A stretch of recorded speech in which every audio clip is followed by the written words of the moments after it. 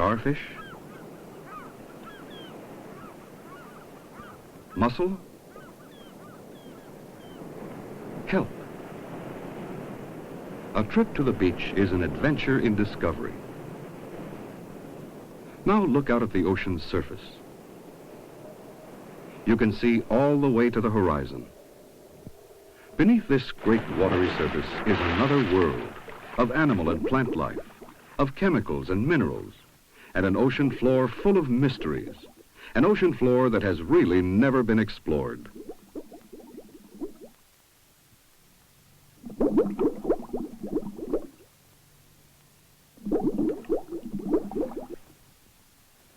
Oceanography is the study of the oceans, the tides and currents, the content of the waters, the plant and animal life, the ocean floor, the seashore, and the air above the oceans. With so much to study, the ocean scientists, or oceanographers, must specialize in one phase of it. What part of oceanography would you like to study? You could study meteorology, the weather of the oceans. By studying the weather that develops over our oceans, we can learn more about our own weather, no matter where we happen to live. You might study the physics of the oceans, what makes the waves, the currents, and what causes the tides. You might want to study the chemistry of the oceans and find out about the minerals, such as salt, magnesium, and even gold found here. You might study biology, which is all about the plant and animal life that is found in the oceans.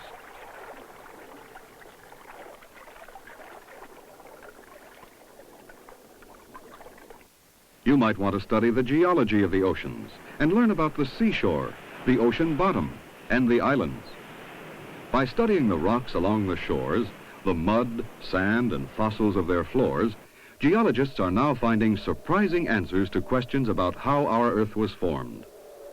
For example, how is an island formed? An island is really a part of the ocean floor, except that it's high enough to protrude above the water. These particular islands are the tops of underwater mountains. We've never seen much of the ocean floor, but the oceanographers have learned about it by measuring ocean depths all over the world and sampling the bottom. They can also study what the oceans have been like for thousands of years in the past. They take what is called a core sample by driving a long, hollow tube into the silt on the bottom. The tube fills with silt. And when they bring the tube to the surface, it contains a sample of the ocean bottom, layer by layer, just as it was laid down during thousands of years.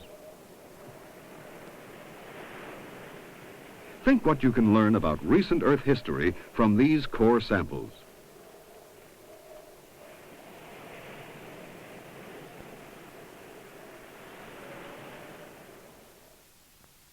Ocean scientists can now draw maps of the land under the ocean just as we draw maps of dry land. They can tell us whether it is covered with silt or sand, or whether it's rocky. A picture of the ocean bottom without the water would look something like this. Around most of the continents, there is a continental shelf, a shallow area about 400 or 500 feet deep. Can you see that the continents are actually larger than the area that appears above water? The deep parts of the ocean, as much as 6 or 7 miles deep in some places, are covered with ridges and valleys and undersea mountain ranges. In future years, explorers of the ocean bottom will use these maps just as explorers used early maps to explore the land. How would you like to explore the ocean floor in an underwater vehicle like this? This one is designed to go to a depth of several thousand feet. This will allow scientists to explore much of the ocean floor. Pressure in the ocean increases with depth. Below a certain depth, the hull of this vehicle might be crushed by the weight of the surrounding water. At a depth of 6,000 feet, the water would exert a pressure of 1 ton per square inch on the hull of this vehicle. The depth at which men can work safely without special protection is also limited by pressure.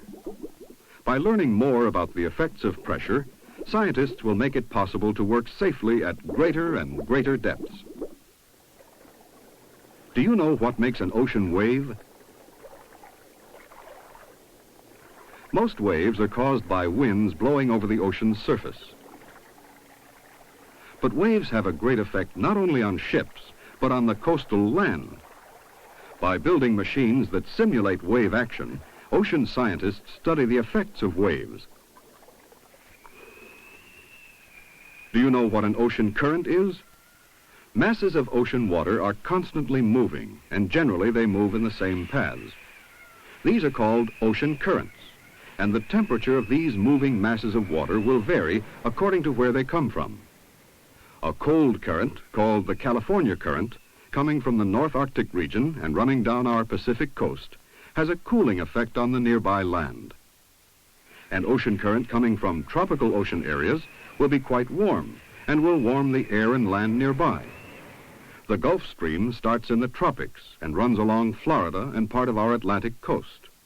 It also crosses the Atlantic and has a warming effect on the entire coast of Europe. By thus distributing the temperature of the cold regions and the warm regions of our Earth, the oceans are very important in making certain parts of the world more comfortable for people to live in.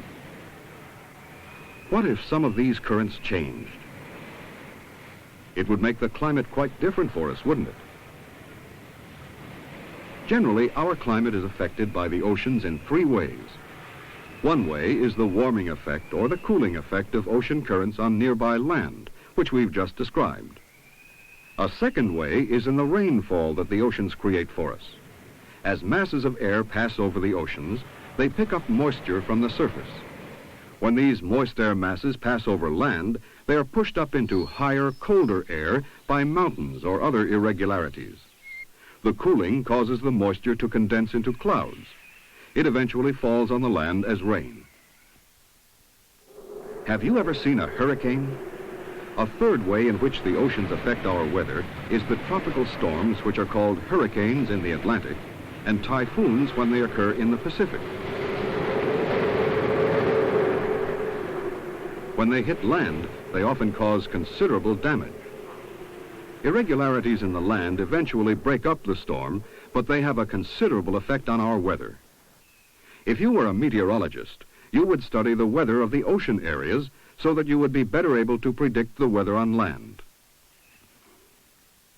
Now, what about the chemical composition of the oceans? Water is basically made up of two chemical elements, hydrogen and oxygen. However, seawater contains large amounts of valuable minerals in solution, about 3.5 pounds for every 100 pounds of water. They have been brought to the ocean through the rainfall that we've just described. When it falls on land, it dissolves these minerals and washes them out of the land down into the ocean. These minerals are left in the ocean when pure water is picked up in the air masses that pass over it. So a greater concentration of minerals is building up in the oceans. In other words, the ocean is getting saltier all the time.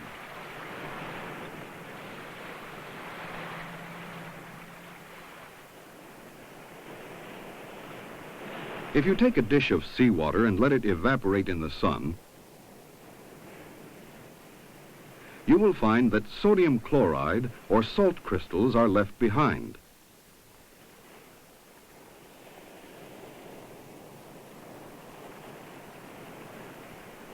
So we know that much of the mineral content is salt. In some parts of the world, large amounts of salt are taken from the ocean for commercial use. But sometimes we need the water more than we need the salt.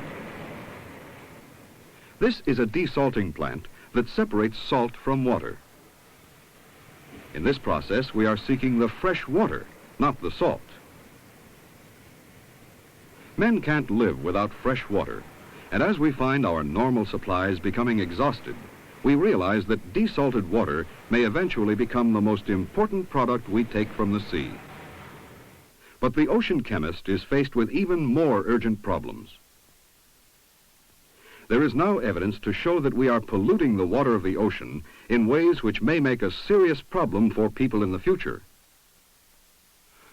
Pollution from our cities, pollution from industrial plants on the ocean shore,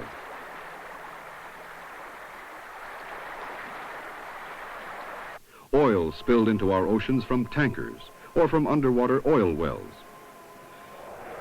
even the pollution which we put in the air. This eventually comes down somewhere, and much of it into our ocean. These are the pollution problems that must be solved. The ocean chemist is leading the way in the solution of these and other problems. The first forms of life started here in the oceans. These life forms, both plant and animal, are mostly different from those we find on land. However, they depend on the same basic source of energy, the sun. Let's look at some of these life forms. In tropical waters, you will find fish, shellfish, corals, and sponges of many different sizes and shapes. Staghorn coral,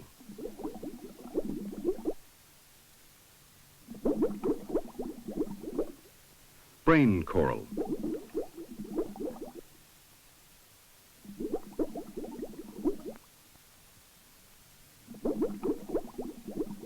a blue-headed wrasse, damselfish,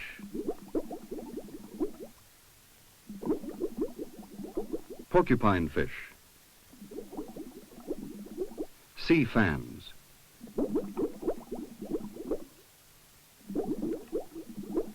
sea anemone,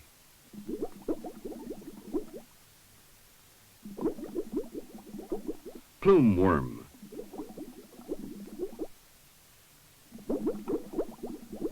moon jellyfish,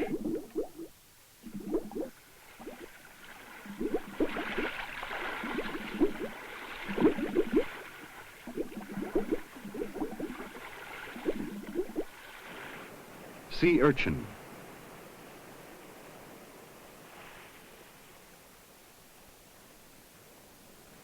the colder regions of the ocean are also full of life, but none of it could exist without plankton.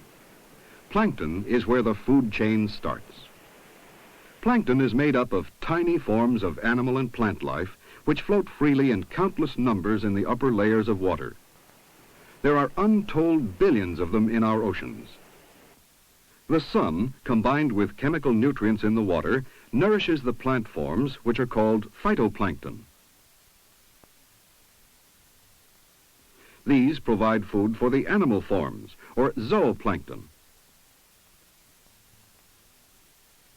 Larger animals feed on these, and so it goes throughout the oceans, each larger animal feeding on the smaller ones. All of these creatures must sometime die and sink to the ocean floor. Here they decompose and eventually turn into chemical nutrients, which will finally be brought to the upper layers of the ocean by upwelling currents. At the surface, they will nourish the phytoplankton, and the food chain will start all over again. Why is it important for us to study the biology of the ocean? Because the oceans offer a much greater potential food supply than we can presently produce on land. Most individual animals of the sea produce large numbers of young. For instance, one female shrimp lays 50,000 eggs. In the open ocean, most of the young are eaten by larger animals. If we could successfully isolate these young from the animals that prey on them, couldn't we raise great numbers of shrimp very easily? This is an experimental shrimp farm. In these protected ponds, shrimp are being raised from eggs to find out if we can successfully farm these ocean dwellers. Commercial fishing fleets are harvesting the vast animal populations of the sea today. But farming or controlled raising of these populations holds great promise for the future, and the ocean biologists are showing us the way. Let's review what we've learned about the science of oceanography. What does the ocean meteorologist do? What are some of the minerals that the ocean chemist finds in large quantities? What are some things we include when we study the physics of the ocean? In what ways does the geologist help in the exploration of the ocean? How will the work of the ocean biologist help us in the future?